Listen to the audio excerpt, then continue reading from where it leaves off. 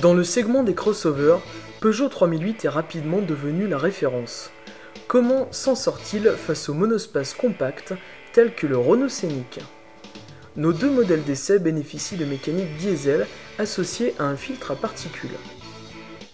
Sous le capot de 3008, le 1.6 Litre HDI développe une puissance de 110 chevaux à 4000 tours minute et un couple de 240 Nm à 1750 tours minute.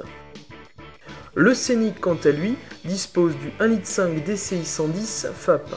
Ce dernier délivre une puissance de 110 chevaux à 4000 tours minute et un couple de 240 Nm à 2000 tours minute.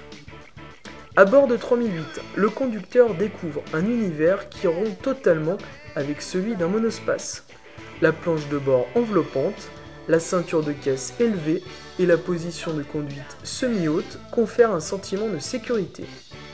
La partie centrale de la planche de bord et la console centrale donnent au conducteur l'impression d'être dans un cockpit. Nous apprécions particulièrement la position de conduite proche de celle d'une berline, tout en offrant les avantages d'un véhicule haut. L'ergonomie nous a également très satisfaits. Les commandes sont facilement accessibles et les différents réglages du volant et du siège permettent d'obtenir une position idéale. Les occupants disposent de nombreux rangements totalisant un volume de 50 litres. Sous l'accoudoir avant se situe un volume réfrigéré de 13,5 litres. Notez la présence des classiques vide-poche dans les portes avant, mais aussi de deux logements au pied des passagers arrière. Chez Renault, la philosophie est très différente. À l'intérieur, on retrouve l'esprit des monospaces du losange. La planche de bord en forme de vague reprend l'esprit de celle de la Mégane.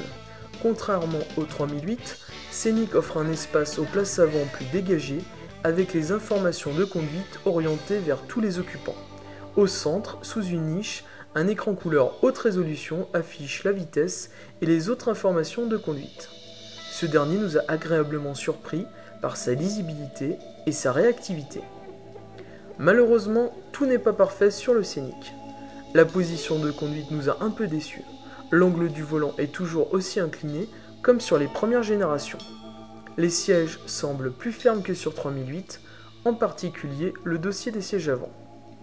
En revanche, Renault Scénic fait mieux en ce qui concerne les rangements à bord, avec un volume total impressionnant de 92 litres. La liste des emplacements est longue.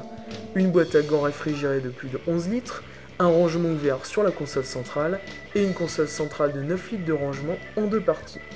Sans oublier les vides-poches et autres tiroirs. Passons maintenant au coffre. La modularité de celui-ci sur Peugeot 3008 a été très bien étudiée afin d'offrir une grande facilité d'utilisation au quotidien. Grâce à l'ouverture en deux parties, le chargement est extrêmement simple. Notez que le plancher est réglable sur 3 positions, permettant de disposer soit un plancher haut au bi fermé, un plancher plat au bi ouvert, ou un volume de chargement maximum de 512 litres. Enfin, les sièges se rabattent très facilement grâce aux gâchettes situées de part et d'autre du haillon. Au niveau du coffre, c'est un sans faute. Il sera difficile pour la concurrence de faire mieux.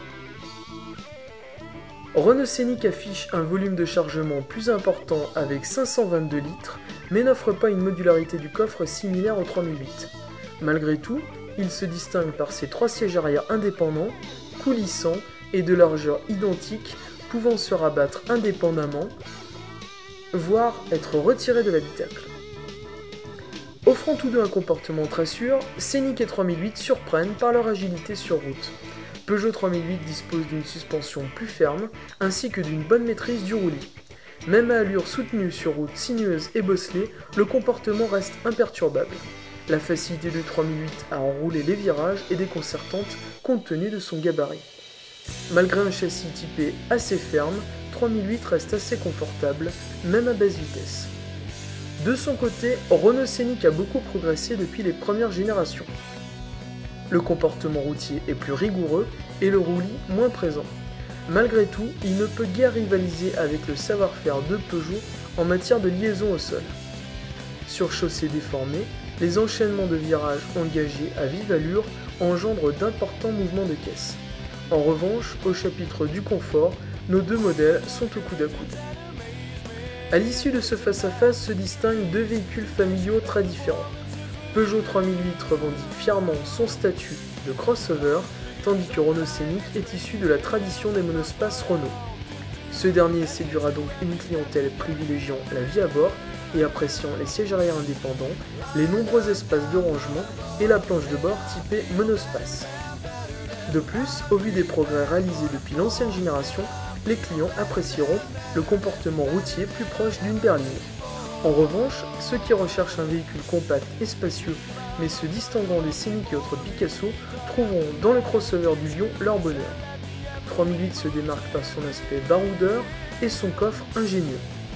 La planche de bord offre une expérience de conduite inédite dans ce segment et le châssis procure un plaisir de conduite sans équivalent chez les monospaces compacts.